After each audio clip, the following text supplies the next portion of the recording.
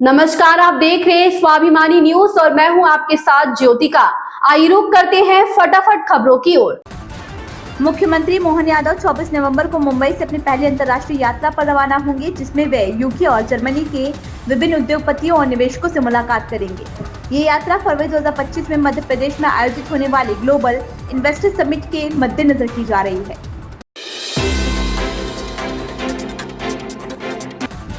महाराष्ट्र में 288 विधानसभा सीटों पर होने वाले चुनाव के लिए एक रैली को संबोधित करते हुए राज ठाकरे ने एनसीपी अध्यक्ष शरद पवार पर आरोप लगाते हुए कहा कि उन्होंने 1999 से महाराष्ट्र में जातिवाद को बढ़ावा दिया है ताकि राजनीतिक लाभ मिल सके। उन्होंने कहा, शरद पवार ने महाराष्ट्र में जातिवाद की शुरुआत की, राजनीतिक फायदे के लिए समाज में नफरत फैलाई गई।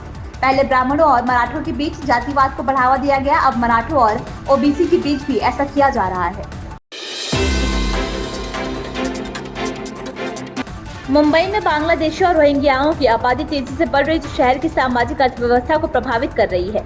यही हाल रहा तो 2051 तक हिंदू आबादी 54% से कम हो जाएगी, जबकि मुस्लिम समुदाय की आबादी 30% तक बढ़ जाएगी। चौंकाने वाला खुलासा Tata institute of social science की जनसांख्यिकी को लेकर ताजा अध्ययन में सामने आया है।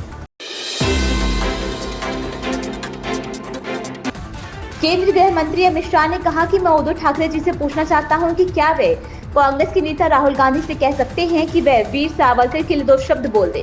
क्या कांग्रेस का कोई नेता बाला साहब ठाकरे जी के सम्मान में 2 वाक्य बोल सकता है? अंत विरोधी के बीच में आघाड़ी की सरकार बनाने का स्वप्न लेकर जो लोग निकले, उन्हें महाराष्ट्र की जनता जान ले तो अच्छा होगा।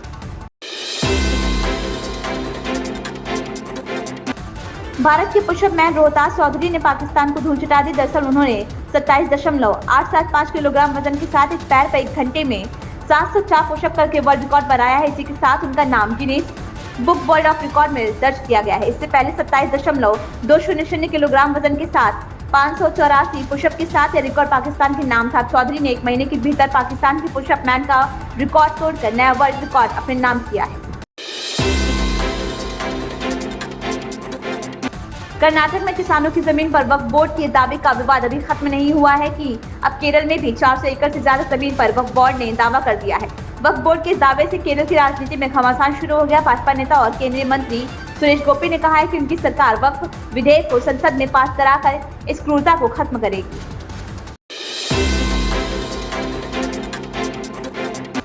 मुख्य न्यायाधीश ने विदाई समारोह के दौरान अपने संबोधन में उनके और उनके पिता के बीच हुई बातचीत का जिक्र करते हुए कहा कि उन्होंने पुणे में एक छोटा सा फ्लैट खरीदा था। मैंने उनसे पूछा भी था कि आपने पुणे में फ्लैट क्यों लिया, जबकि आप इसमें रहेंगे भी नहीं। इस पर उन्होंने मुझसे कहा कि मुझे पता नहीं कि मैं कब तक रह पाऊंगा, कब तक नहीं, और मुझे ये भी नहीं पता कि मैं कब तक तुम लोग के साथ रह पाऊंगा, लेकिन इस फ्लैट को तब तक अपने पास रखना है जब तक तुम बतौर जज सेवानिवृत्त ना हो जाओ।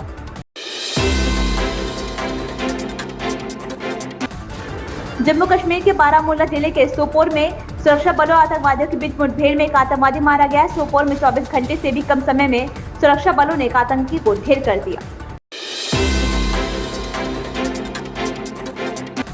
अमेरिका में राष्ट्रपति चुनाव के नतीजे घोषित हो चुके हैं, लेकिन कुछ जगहों पर अभी भी मतगणना जारी थी।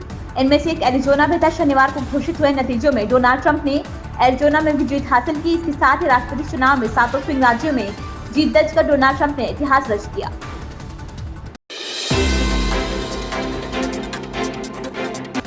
राजधानी में लोग बेहद खराब हवा में सांस लेने को मजबूर है। इससे लोगों को सांस लेने में परेशानी के साथ आंखों में जलन महसूस हो रही है। दिल्ली के कई हिस्सों में सुबह वायु गुणवत्ता सूचकांक AQI 400 के करीब दर्ज किया गया है।